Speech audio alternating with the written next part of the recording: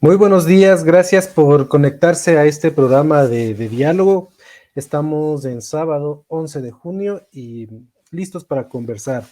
Y les invitamos a todos ustedes que nos acompañen como todas las semanas. Quiero recibir a mi querida Ingrid, que nos acompaña esta semana también. ¿Cómo estás, Ingrid? Buenos días. Buenos días, Dieguito. Gracias por acompañarme. Perdón por el retraso, los minutos de retraso. ¿Cómo estás tú en este sábado? Ya, ¿qué fecha estamos? 11 de junio, ¿no? 11 de junio. Y vamos a empezar a conversar y vamos a hacer un análisis así como flash sobre este primer año de gobierno y tenemos a nuestro amigo Rodrigo Jordán, un saludo muy especial. ¿Cómo está? Él es experto en comunicación, también en relaciones públicas y en este tema también de crisis mediáticas y le vamos a ver cómo ve al gobierno en este año. ¿Qué tal, Rodrigo? Buenos días.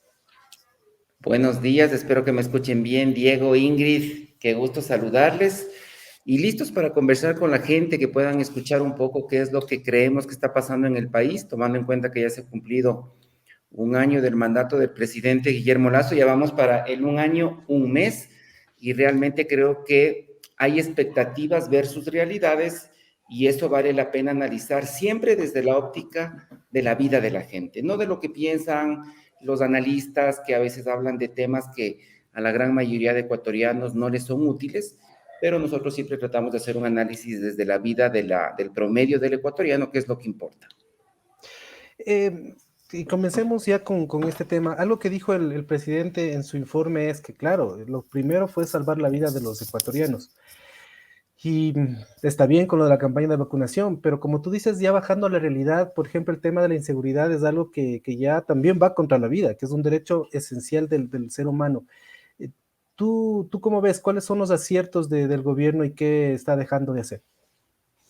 Bueno, primero tenemos que entender tres cosas que me parecen que para mí son básicas. Primero, el presidente Guillermo Lasso gana con una votación no tan holgada, con muchas esperanzas, creo yo, luego de un periodo largo en el que Rafael Correa había sido presidente 10 años, bueno, luego vino Lenín Moreno, que era de la misma tendencia, pero luego giró, y yo creo que el presidente Guillermo Lasso tenía la responsabilidad y sobre todo el cumplimiento de la expectativa de una nueva era política en el país. Eso es importantísimo entender porque cuando un presidente encarna una transformación de era política, las expectativas son muy altas y como decíamos, ganan no con una ventaja muy alta.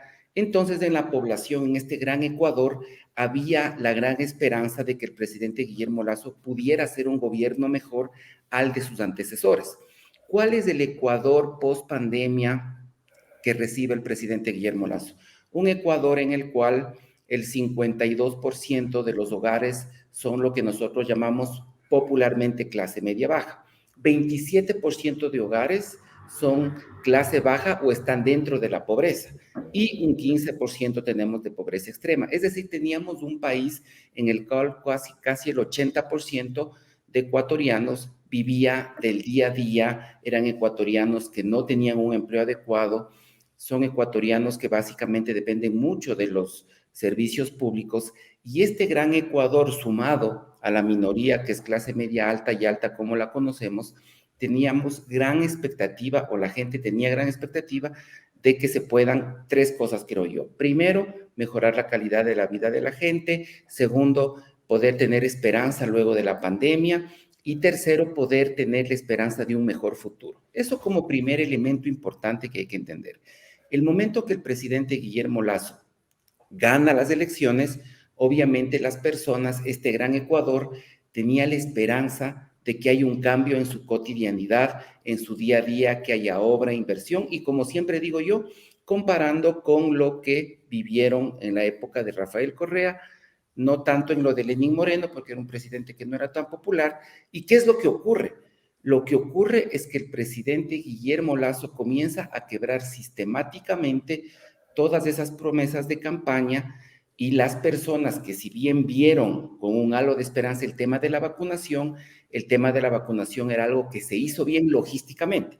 Tampoco vamos a decir que era un tema que él trajo primero Ecuador todas las vacunas, ni que fuimos privilegiados en el mundo, no. Él hizo una buena gestión gracias a un tema privado, a una alianza con un especialista en logística de medicamentos, y las personas creyeron que esto podía ser una muestra de lo que iba a ser su gobierno.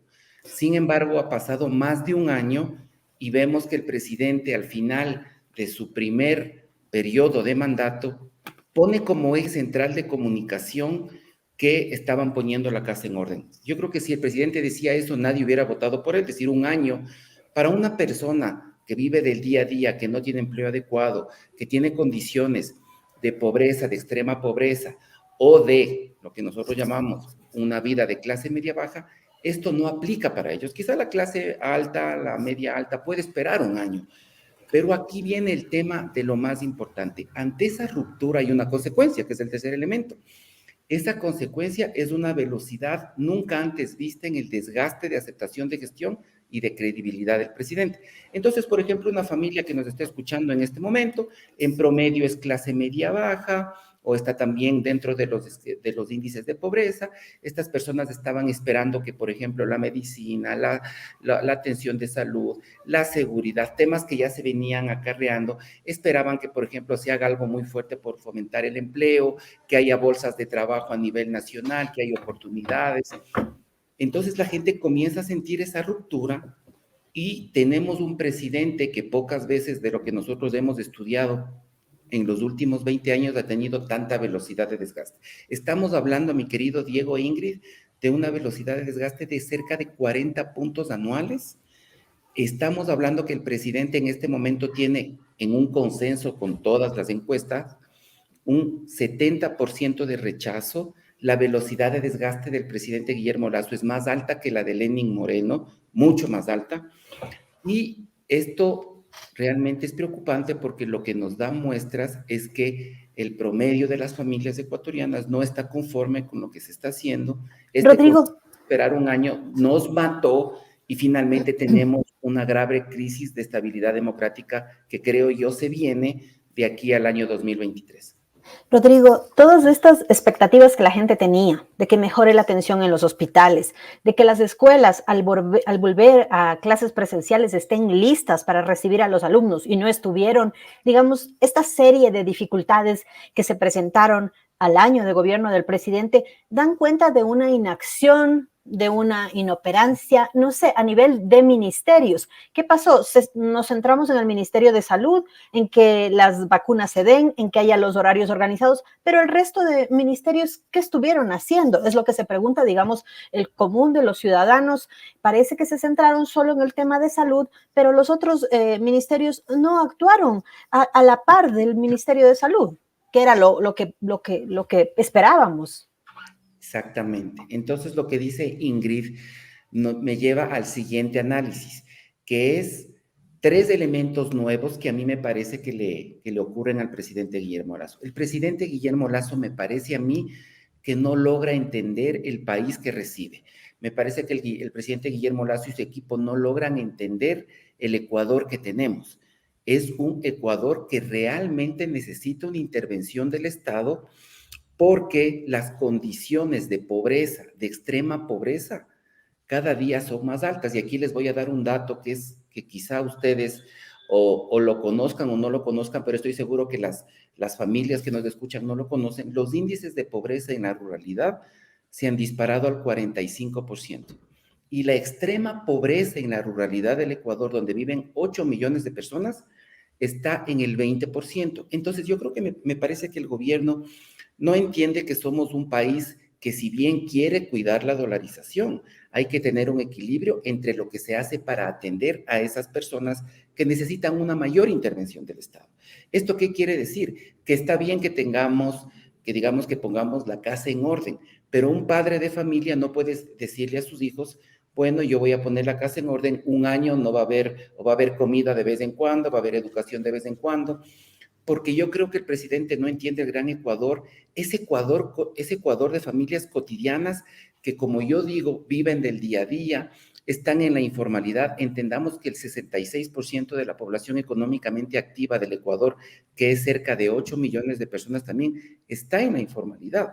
son personas que tienen empleos no adecuados, que no tienen vigilancia legal, ni cumplen una jornada laboral, ni tampoco tienen derechos. Entonces, en un país, y esto me parece que es muy lógico, ¿no? En un país en el cual solo 3 de cada 10 ecuatorianos tienen un empleo adecuado, en el cual casi el 80% de personas y más están en la clase media, baja y extrema pobreza, uno tiene que tener un equilibrio, y lo que ha pasado aquí simplemente es algo que es muy coloquial: las expectativas y las esperanzas versus los resultados, porque la gente no califica los discursos, la gente no califica los análisis, la gente no califica que yo estaba poniendo la casa en orden, la gente no califica que estaba generando, digamos, políticas a largo plazo.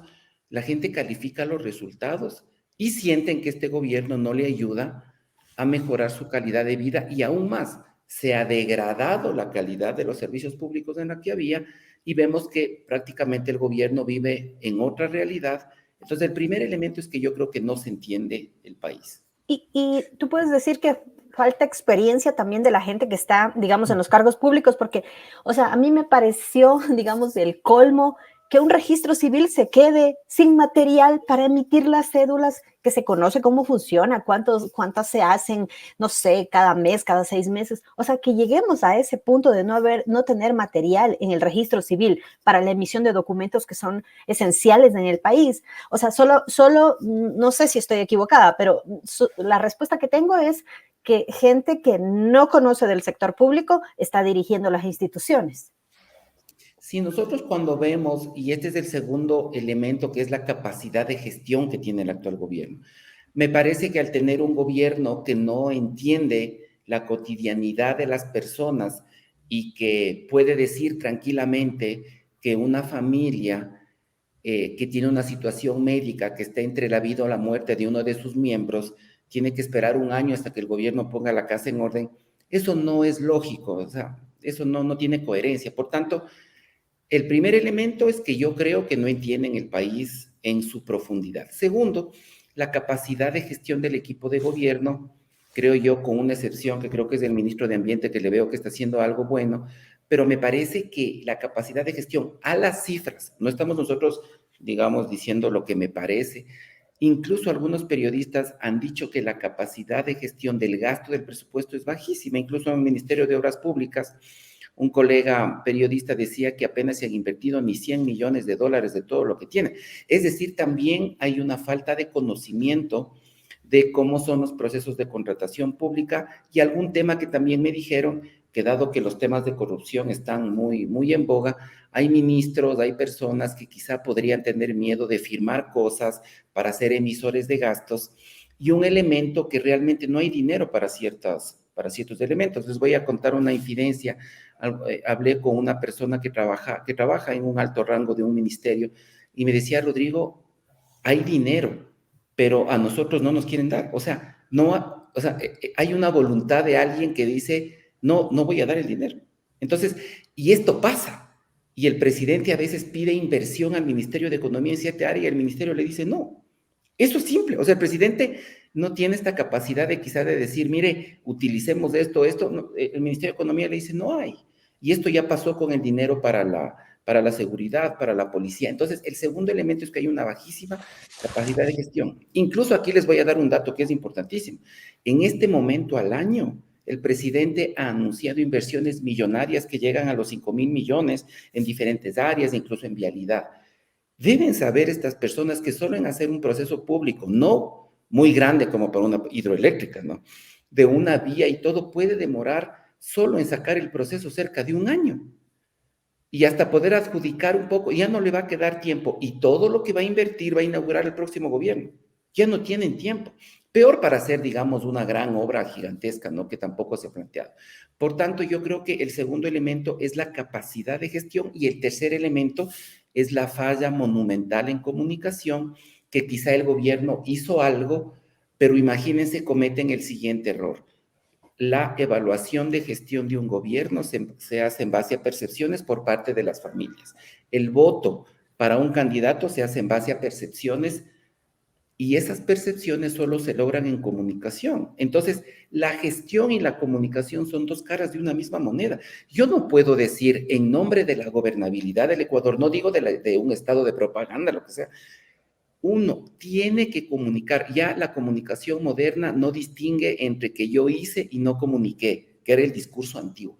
Hoy la comunicación es parte porque cuando las familias perciben que hay un trabajo, la gobernabilidad y la estabilidad democrática se salva, se trabaja, se preocupa. Por tanto, yo no veo tampoco, y le soy muy sincero por información que tengo del mismo, de fuentes de gobierno, no hay ninguna intención de hacer un cambio, yo diría, radical en los temas de comunicación. Va a seguir el mismo secretario ahí, van a haber algunos cambios, sé que van a cambiar a todos los subsecretarios, pero esto hace que la gobernabilidad del Ecuador, la estabilidad democrática se vea comprometida y el presidente Guillermo Lasso parecería que tiene la decisión más bien de permanecer ahí los 3 años que le quedan sobreviviendo con un elemento final para este análisis, que es que ante un gobierno débil, todos sus opositores van a atacar, van a aprovecharse. Por eso vemos que al gobierno le ataca todo el mundo, él también ataca, pero el problema es que el capital político lo tienen otros. No, Rodrigo, Rodrigo, en ese sentido, yo apelo a tu experticia, si es que tú eres experto en esta comunicación en crisis. ¿Y qué se le podría o qué le podrías aconsejar, digo, a estos niveles en términos generales? Digo, porque, bueno, comunicar, dices, son dos caras de la misma moneda, pero si no hay una voluntad y no se puede entender al país como tú has analizado, ¿dónde, dónde hacerles entender esto? ¿Cómo hacerles entender esto? Y qué consejos darles a través de la comunicación también. Diego, permíteme también acotar, pero lo que me parece importante es, y preocupante a la vez, es qué van a comunicar si no hay gestión. O sea, no puedes en discurso salir a decir que están controlando la delincuencia y el mismo día en Guayaquil 8 muertes. Entonces, o sea, si vas a comunicar algo, debes tener un logro, debes tener un plan. No empezamos no creo que hay ni un plan. Sí, por eso decía yo que como estábamos hablando de que ya es la misma moneda, o sea, tienes que hacer para comunicar, ¿no es cierto? Entonces, pero ¿cómo, dónde hacerles entender que debe haber una voluntad de un norte hacia dónde ir? Aquí hay un tema importante y las familias, el padre, madre de familia que nos está escuchando en este momento, la gran expectativa de ellos es qué puedo esperar yo en lo que viene, en lo que resta del gobierno. Obviamente siempre hay gestión menor, siempre hay que, digamos, algo hay que hacer. Aún esa gestión no se ha comunicado.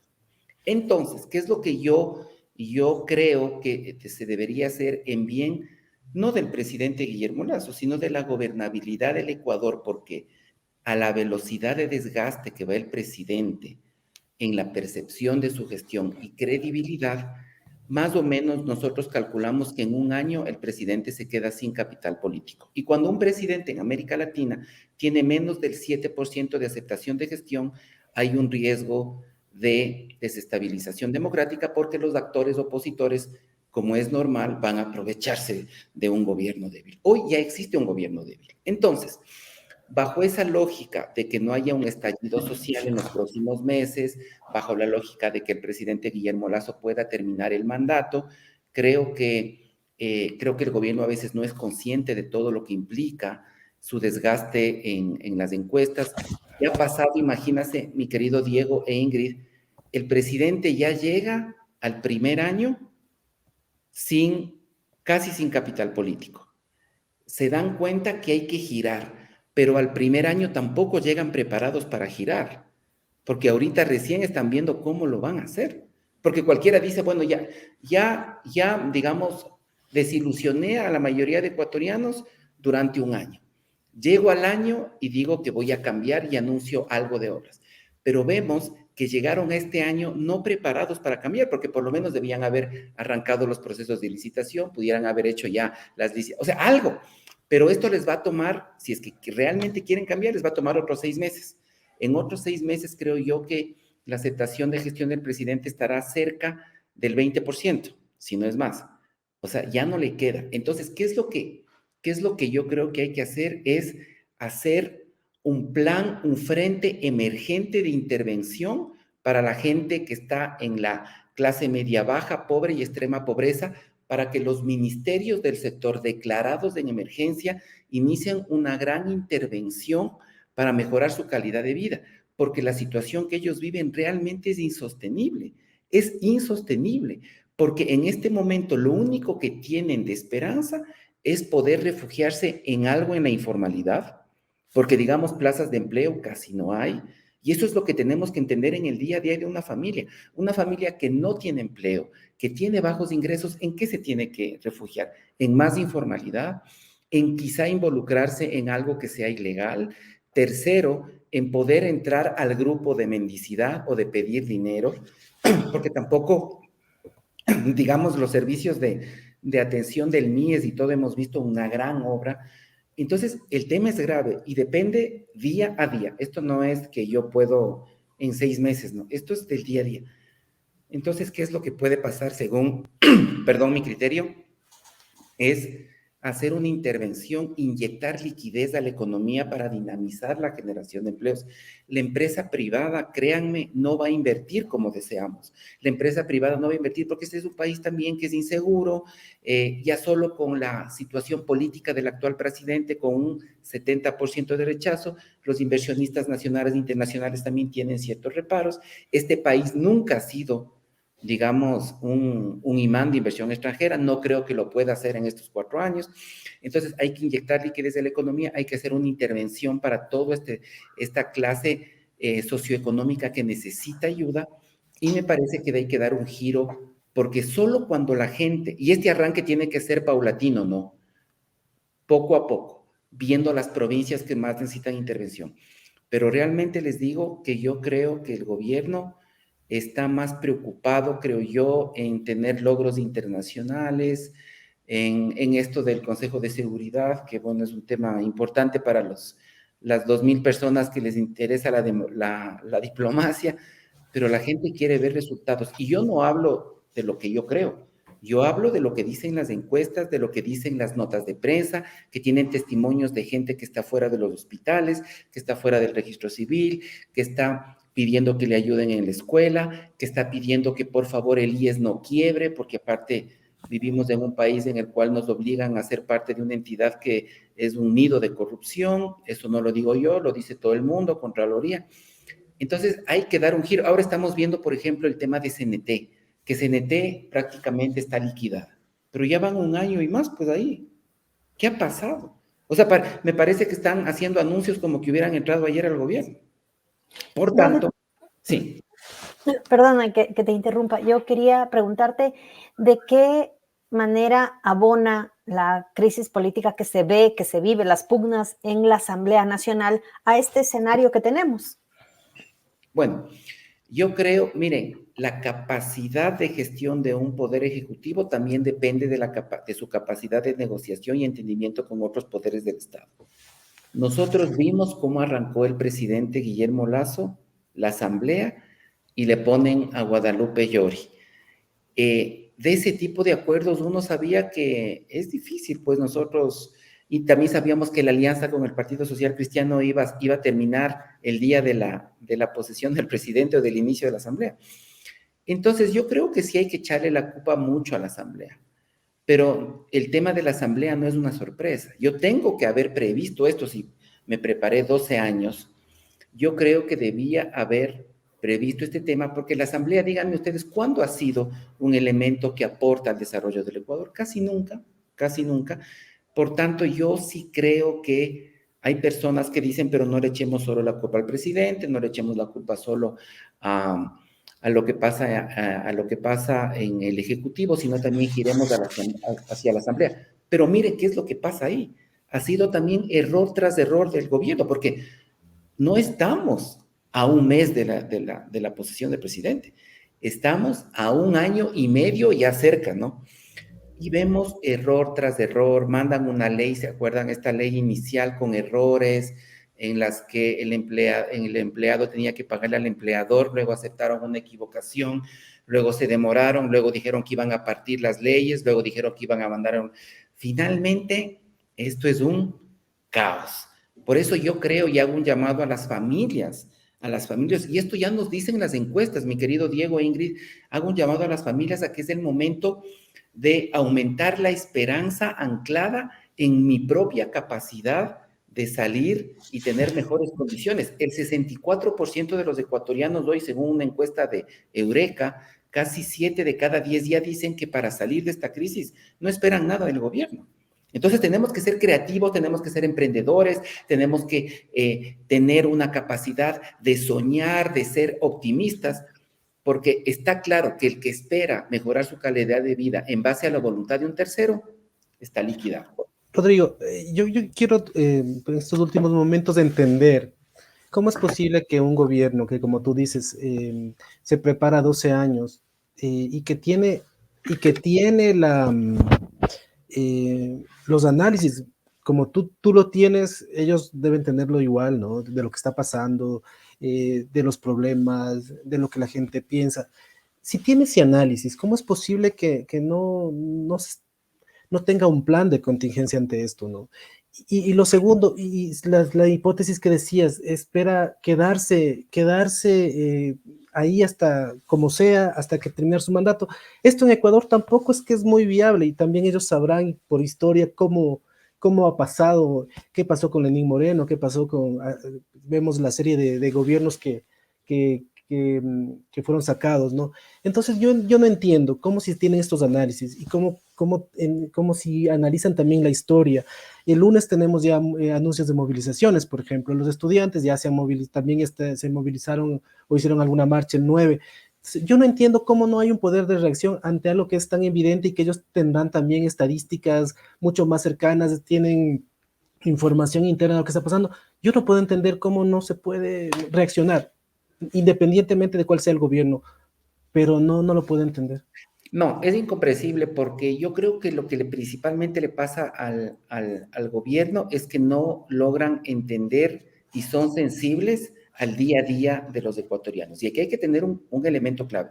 El gobierno, yo creo que no se deja ayudar mucho, no se deja asesorar mucho por la desconfianza que existe y por este afán que tienen de levantar la imagen de Rafael Correa en cualquier cosa que hagan, que es el mismo error que cometió Lenín Moreno. Tenemos que entender que en América Latina, llegar a la presidencia es comprarse la mitad de una boleta de captura. ¿Esto qué quiere decir? Que cerca del 80% de los presidentes de América Latina, cuando salen, son objeto de procesos legales y de posibles boletas de detención. Hemos visto esto en los casos de Perú, en los casos de Bolivia, en la misma Argentina. O sea, cuando uno llega a la presidencia, tiene que saber que cuando sale o va a la casa o va a la cárcel a defenderse. Entonces, esto es grave. Entonces, el presidente Guillermo Lasso, yo no estoy hablando personalmente de él, yo digo lo que pasa con los presidentes en América Latina. Pero ese es un elemento también a analizar, porque el presidente, si es que tiene problemas de gobernabilidad, en un caso de desestabilización, en un caso de revocatoria de mandato, él no se va a ir a su casa.